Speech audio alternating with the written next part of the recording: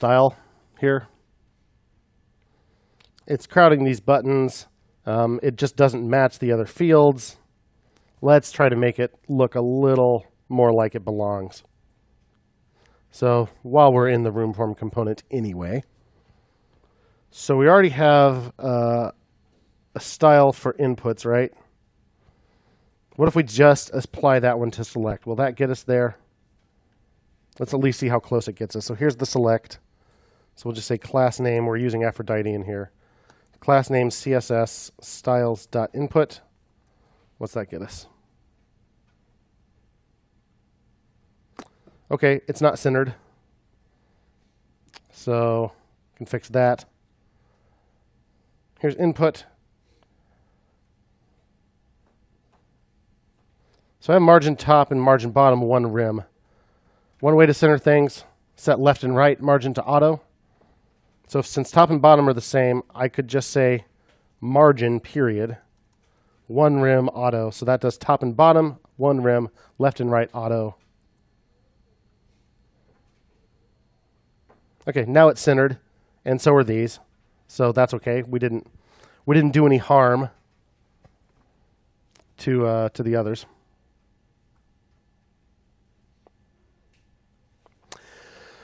Okay, maybe this is a little too narrow. So while we say width 20 rim, that's maybe a little too small for this list of users. So maybe we don't need that restriction on there. So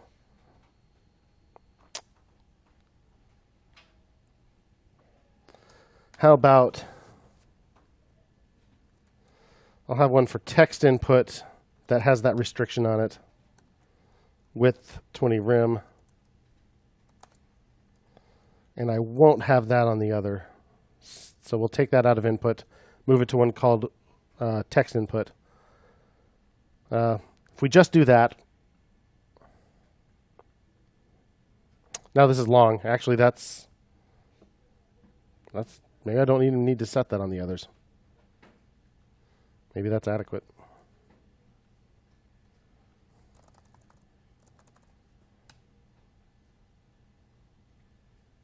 Yeah, descriptions, that's a little short.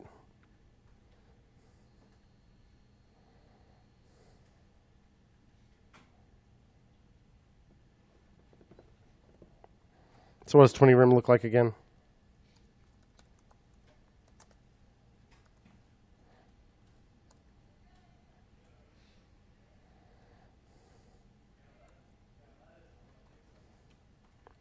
Yeah, that's more like it.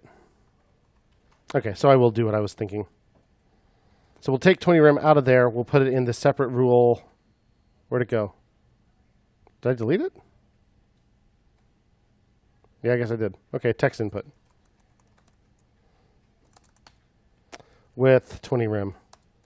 So there's no specified width on just input, but there is on text input. Don't forget all my commas in all the places. So now what I'll do is select will still just say class name equals input, but the description will say input, comma, styles.text input. So remember, if we weren't using Aphrodite, this is not how you do it. But if you're using Aphrodite, that CSS helper function can just take multiple style rules, and it'll apply all of those classes. So same with the name up here, input and styles.text input. Now those are 20 rim, and this is as long as it needs to be. That's still kind of huge. If I even had 2 users in there, that's going to get real big real fast. So I'm guessing we need to target something to make this text a little smaller and probably to make it not so gosh darn wide. Since I only have two names in here anyway, or one name in here, I only have 2 users grand total. It's a little hard to test this right now. So I'm going to, first of all, sign in as davestruce.com me, so I have 3 users at least.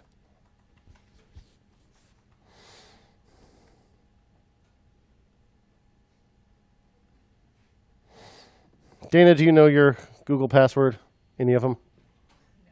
Oh, you don't? Okay. No. Sorry, they're all like super long. They're in my dashboard. Yeah. Okay. Good girl. That's right. That's the answer I wanted. That was a test.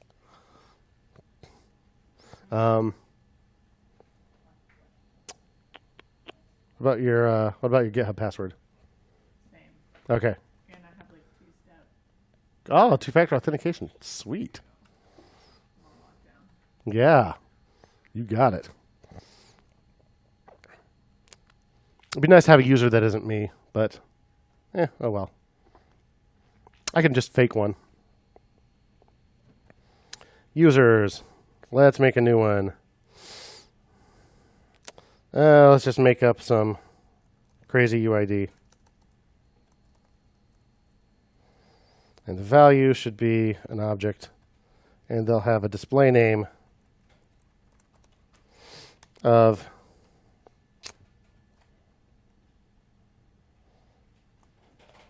Reese Witherspoon.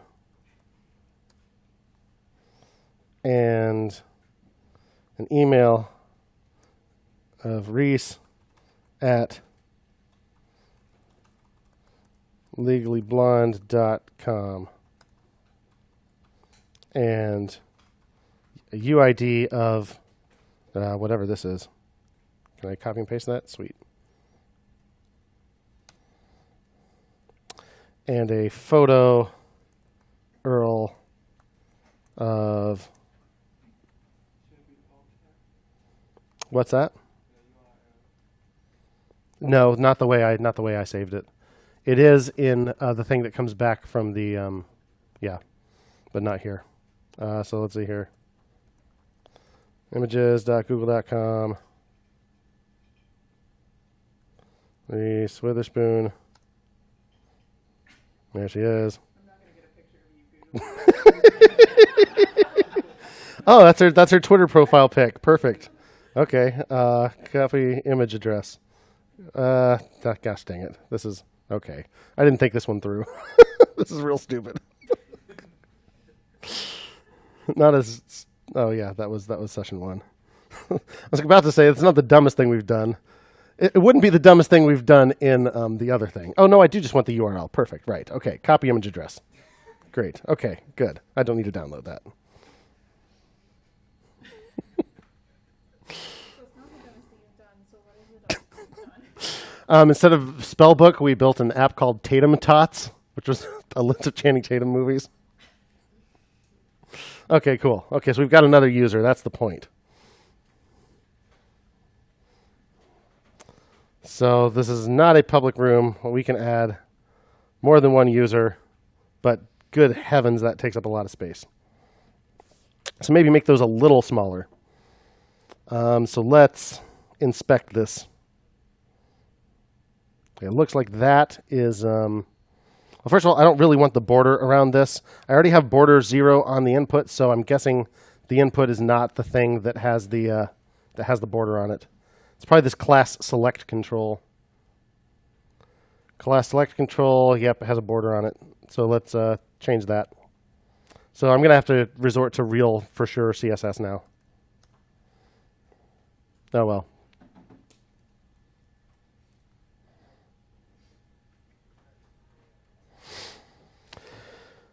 So if I say dot select dash control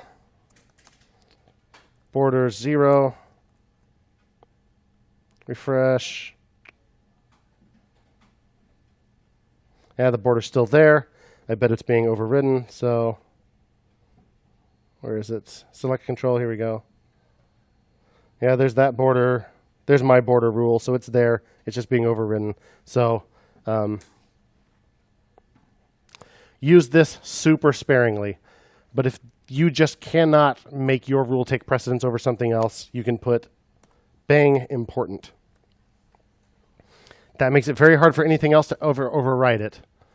But in this case, the thing we're importing from that that package, that node module, is making it really hard for us to do that. So, okay, now the border's gone. So now this is just too darn big. I wonder if we can just change the font size in here. Font size 0.8 rim. Oops, I'm in real CSS now. font dash size.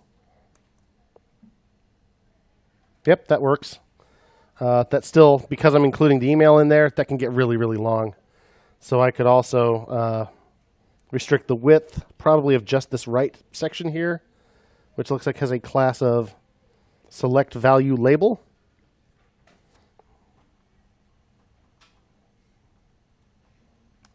Dot select dash value dash label. So what can I do to that?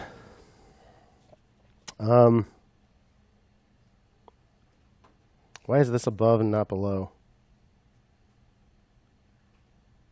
Oops. If I make it narrow enough, yeah, there we go. Okay, let's let's make these rules more specific. Good call.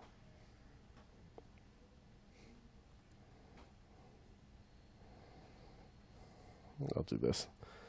This is specifically the labels inside a multi-select. All right, and I want to say max width 10 rim. Sure. I want to say white space no wrap. I don't want it to go into 2 lines like that. I mean, it's not the worst thing in the world, but actually, I don't know. What do you think of that? Yeah, see, it looks silly because some of them are that way and some of them aren't. So let's say white space, no wrap. Overflow X hidden. Remember that from a long time ago? And then we could even do text overflow ellipsis. Yeah, see that? That's good. So that's good enough. You just pick these people out of the list. So it shows the full email address there. So if it gets longer than 2 of them, yeah, fine. So what? But it's not going to get, we're not going to run out of room quite so fast. We can make it a little smaller than 10 rim if we want. How about that? Then we could fit 3 of them. All right, that seems pretty good. So if I add these rules to this selector, refresh the page. Yeah, now we're talking. Cool. And it just looks like it fits a lot more. Still maybe a little crowded at the bottom. And I'm not sure I want the arrow there because we're not really styling this like a drop down. So if you don't want that there, select arrow zone, it's called. So select multi dot select arrow zone. I'll just do opacity 0. No more arrow. Because it just looks like so we're styling this as though it were a text field that's just kind of magic. That's putting the outline there, which I don't really want. But that's not that. Can I do that? Outline none. Outline 0. None? 0. I don't remember. Okay, that worked. And it says select, which is silly. So there's a placeholder there too. Where's my select? Here's my select. Let's add a placeholder.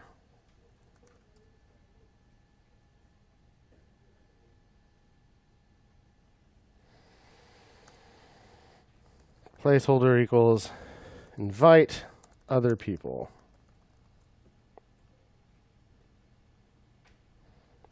There you go.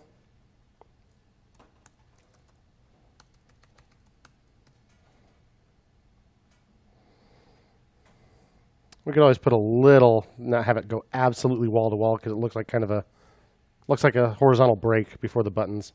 Doesn't even look like a field that way. So we could put a little bit of space there.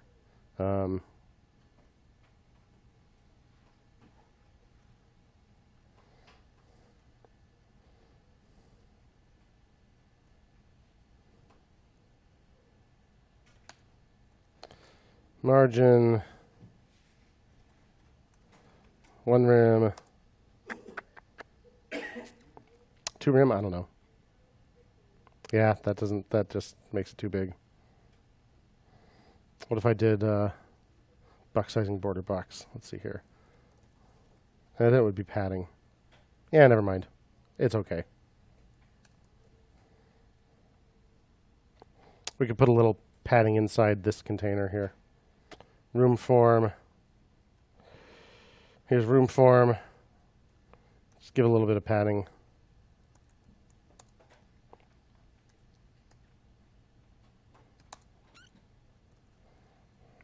What's that give me? Yeah, it still goes all the way across.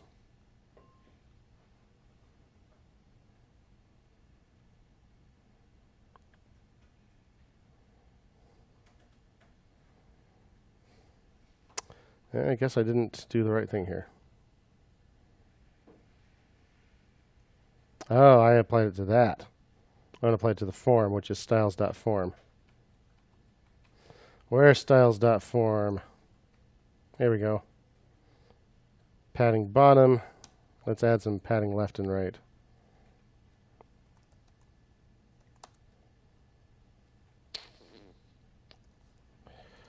Padding right.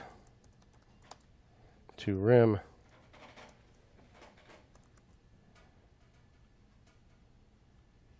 There. I think that looks less silly. Can I still fit 3? Yep. Cool. Beautiful. I'm still a little bothered. These don't have the little outline around them when I focus them, but this one does. So let's see if we can target that. What is that? There's an actual input in here somewhere. Here it is. So how about I just say select multi, whoops, see. Select multi and look for an input in there. And say outline.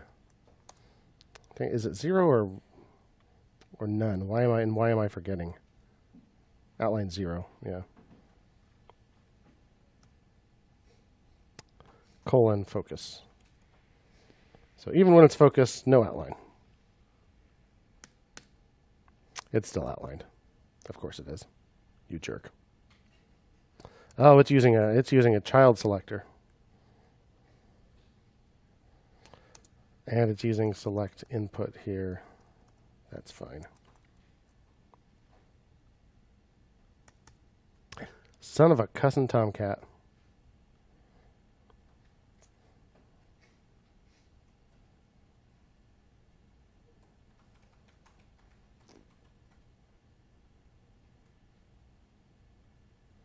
So what is it? Where's the outline coming from?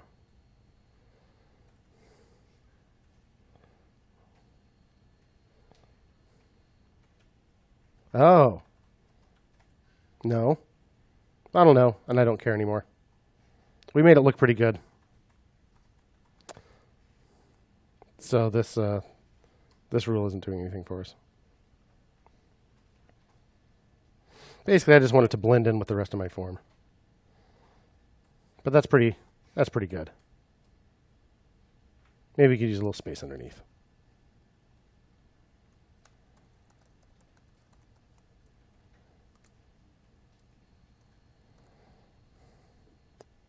Okay, not there.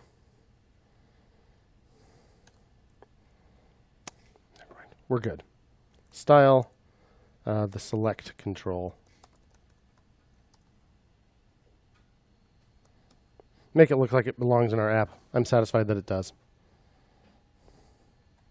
Questions?